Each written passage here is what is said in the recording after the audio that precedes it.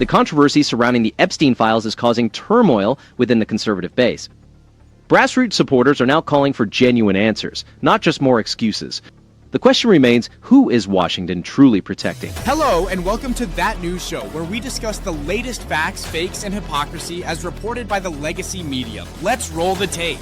Boston, BC reports a surge of outrage as MAGA supporters react to President Trump's unfulfilled promise, revealing a potential weakness in his leadership. Americans deserve clear answers, not further secrecy. If we cannot demand transparency, then who is being protected?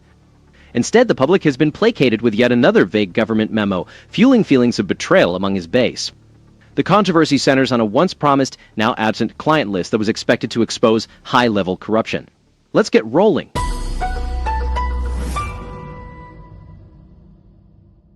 And certainly the messaging, something they're usually kind of good at, has boomeranged. The false statements, busted claims from the president on down to his attorney general.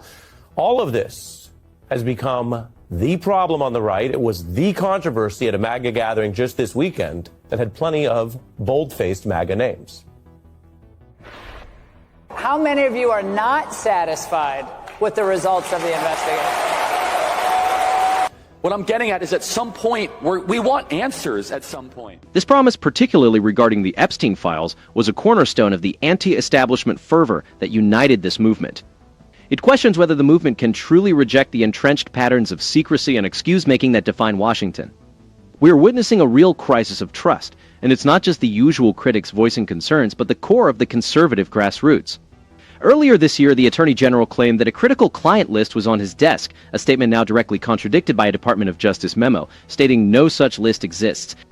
The demand for answers is not only justified but vital for this movement to continue as a force for change, rather than becoming another cog in the machine. Americans are weary of being told to trust a process that continually fails to hold powerful figures accountable. The ongoing refusal to release information, internal conflicts at the highest levels, and a persistent lack of answers fuel suspicions that powerful interests on both sides remain protected.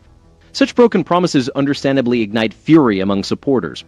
Their dissatisfaction stems not from partisan squabbles, but from a broken fundamental promise to expose and dismantle the corruption and elite privilege that have long plagued our system.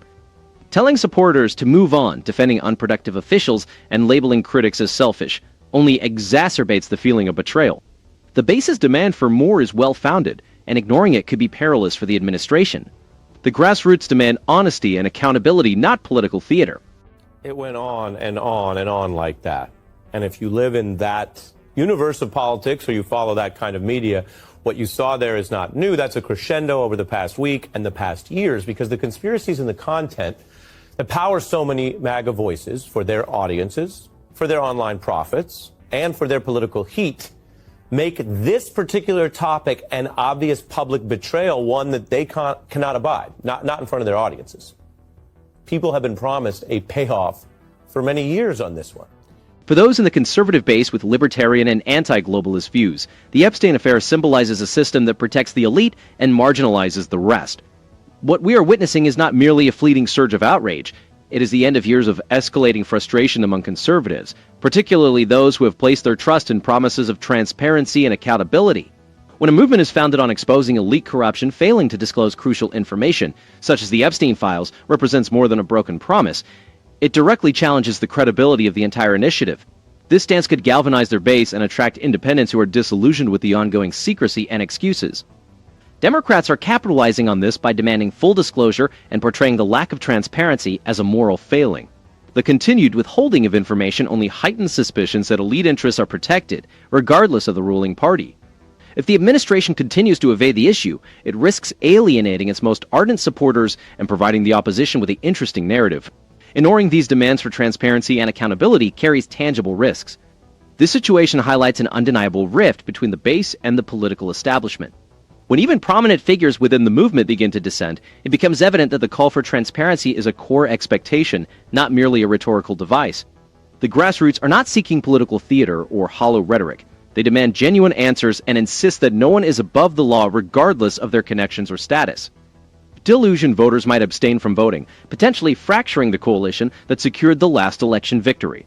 So you can see how, whether or not you see this as partly a runaway conspiracy theory or content farming debacle, it also involves whether government officials are telling the truth. And on this one, there appears to be an overlap between the tests that journalists and independent accountability professionals and inspectors general tend to apply and what the MAGA faithful want. Although MSNBC adds depth by incorporating expert opinions, such as David French's views on the Epstein narrative's role in the MAGA movement, it seldom includes perspectives from independent accountability experts or inspectors general who might offer a more balanced or critical viewpoint. The strength of MSNBC's coverage lies in its ability to spotlight the crisis of trust within the Republican base and the administration's efforts to manage it.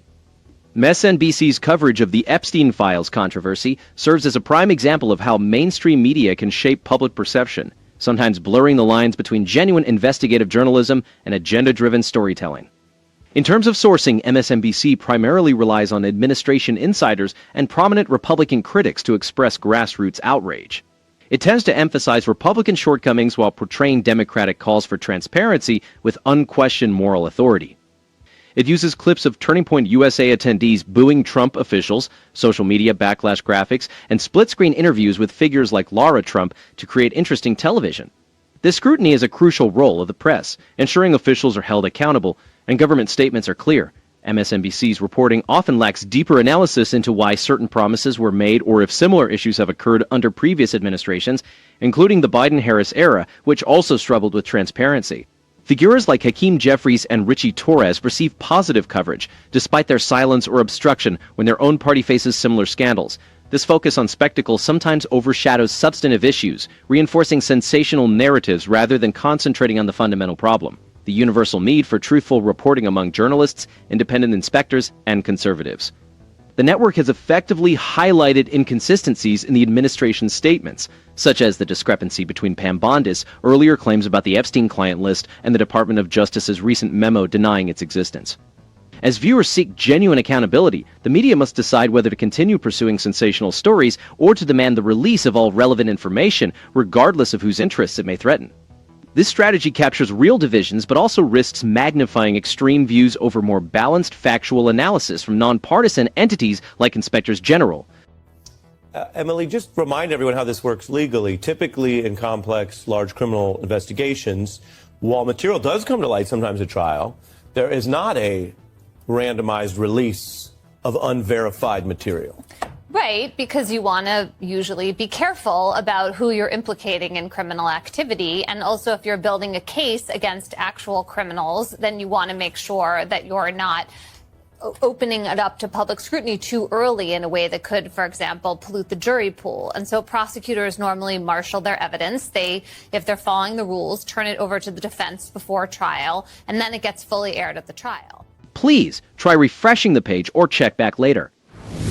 This leaves us with so many things to consider.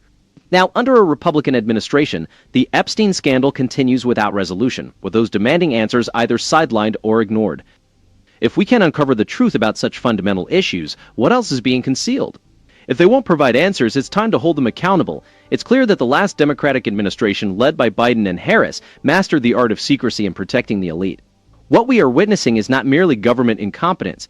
It's a deliberate refusal to address the basic questions Americans have about who holds power and how it is used. Be sure to comment below. Also, don't forget to like and subscribe. It's all of our jobs to keep them honest. Goodbye.